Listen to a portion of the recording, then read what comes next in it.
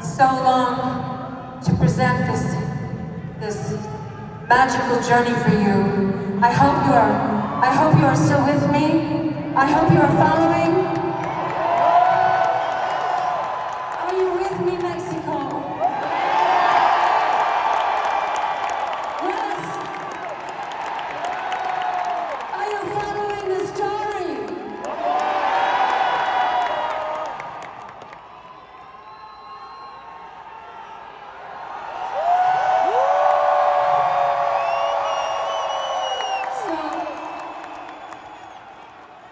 Continuing on with my story, of course, it's always, we go through the 80s, we go through the 90s, we get to the 2000s, and of course, this is the most important part of my life because it is about motherhood, and it's when I became a mother, and it's when I realized that I am not the center of my universe.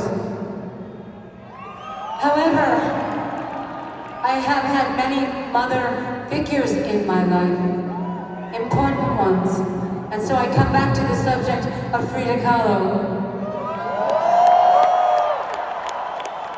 You don't understand. She is and always has been my soulmate. Yes.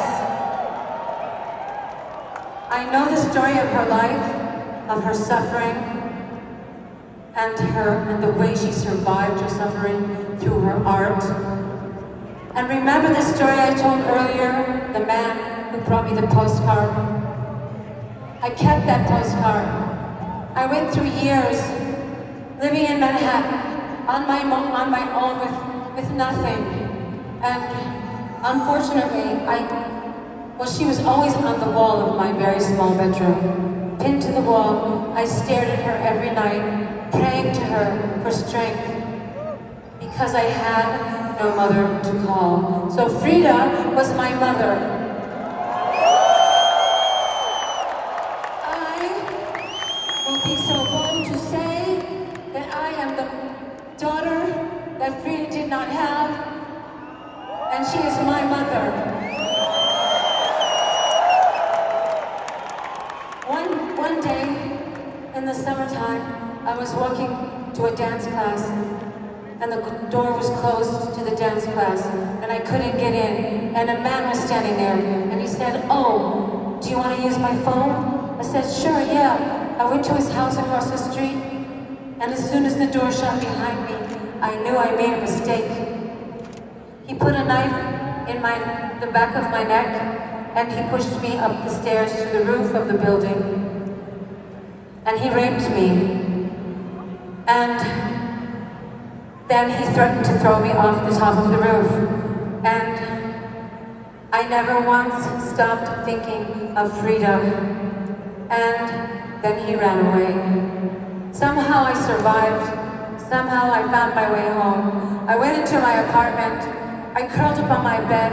I didn't leave my apartment for a week, and I stared up at that picture, that postcard of Frida. For 1 whole month, I stared at her face. And I cried. I didn't speak to anyone. And she spoke to me in a language I didn't understand, but I understood. She said, "Get up. We are all broken. Get up and get on with your life and follow your dreams."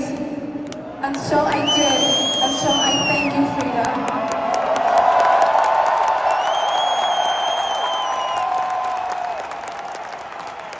And the beautiful, beautiful, beautiful part of the story is that I said to myself, one day, I'm gonna make some money, and if I do, and when I do, I'm gonna buy a real Frida Kahlo painting.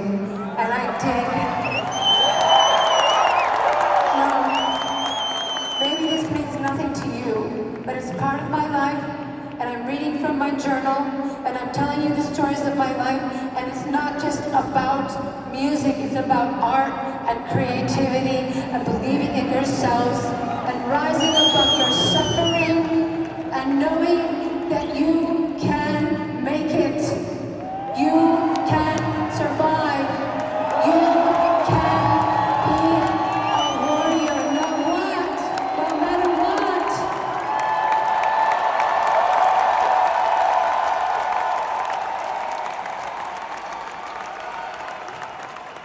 know many people in this arena have suffered. Many people in this arena have dealt with discrimination and judgment and hatred and bullshit, and people have not been understood. But guess what? What is everybody in this room? We are warriors. We are somebody. Fuck yeah. Say it one more time. Say it, fuck yeah. It doesn't matter what people think of you. It matters what you think of you.